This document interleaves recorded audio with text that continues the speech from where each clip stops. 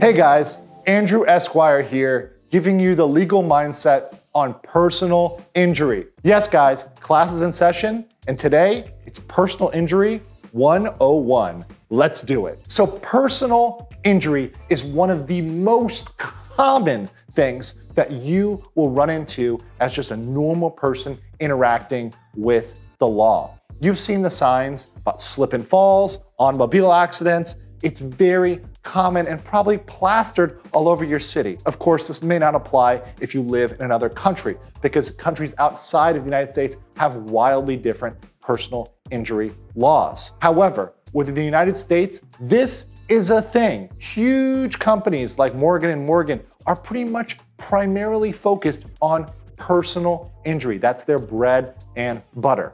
But what does that mean? Personal injury is something called a tort. That's what we lawyers call it when we're studying it. And it is essentially a civil claim for damages against somebody for causing an injury. Once again, it is civil in nature. It's involving damages, monetary damages. It's not dealing with potential criminal repercussions of your actions.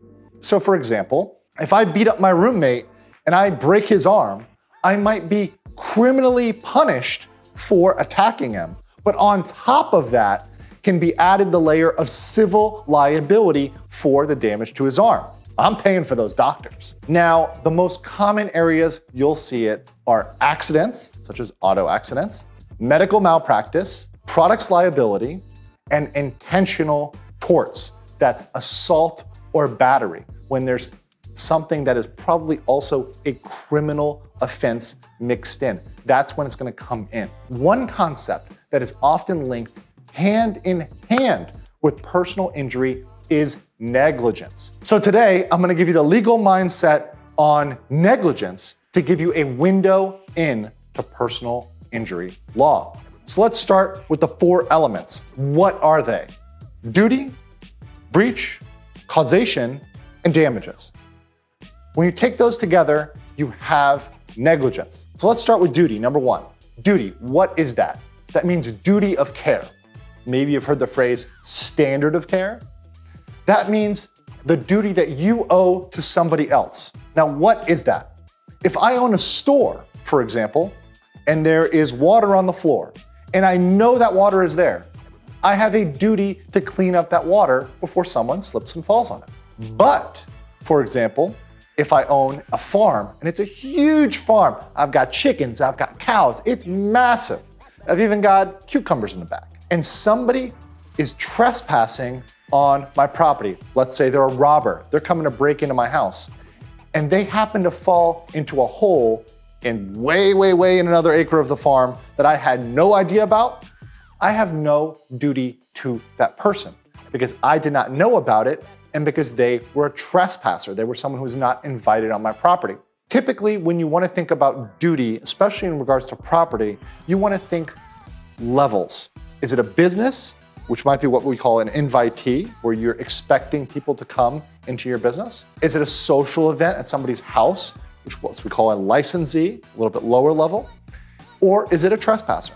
You also might want to think, what is normal? What is customary? What would a reasonable person expect? That's right, the reasonable person standard is a standard that applies largely to personal injury. So when we move on from that, from the duty analysis, we move on to breach. And that means, was that duty breached?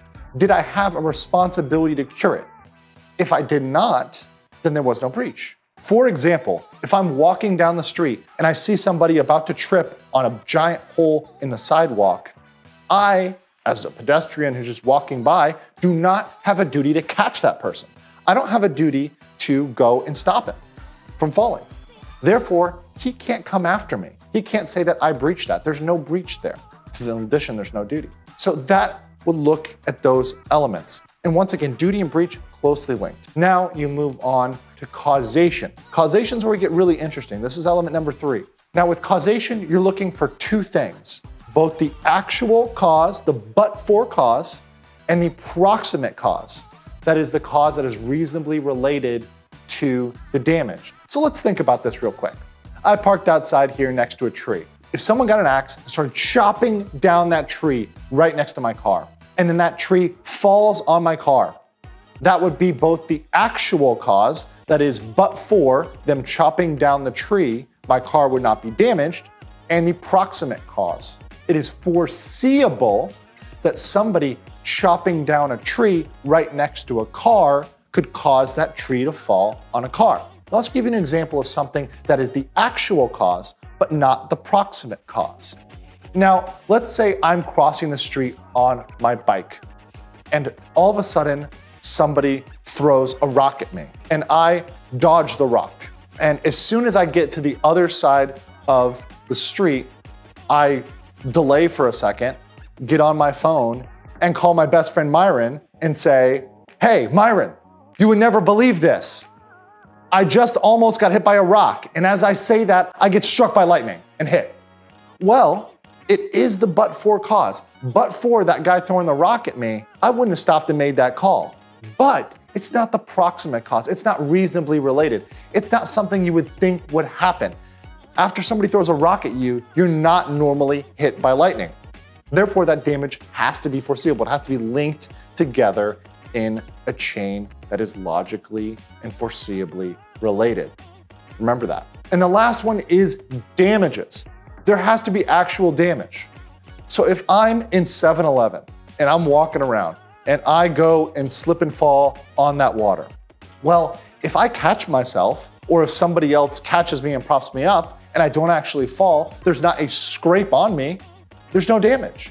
Yes, they had a duty to clean up that water. Yes, it was breached by the fact that they did not clean it up. Yes, there was causation, it caused me to fall, but there was no damages. I didn't actually get injured. Now, in certain areas, we are moving towards emotional damages. That is a whole nother cow that I will have to do a much lengthier video on. But for now, you should think that you have to have actual damages. You cannot pursue personal injury based on no actual injuries. And you also need to make sure that those injuries are related to the damage. So for example, if you worked at an Amazon warehouse and you stacked boxes, and one day your back really starts to hurt, you go into the doctor and they say, "You've got a bad back." But you also are a power lifter and you also played football. You've got to prove that the Amazon warehouse caused that damage to your back and not football or powerlifting. And you might be able to do that. But once again, these are analysis that come in when you're looking at personal injury.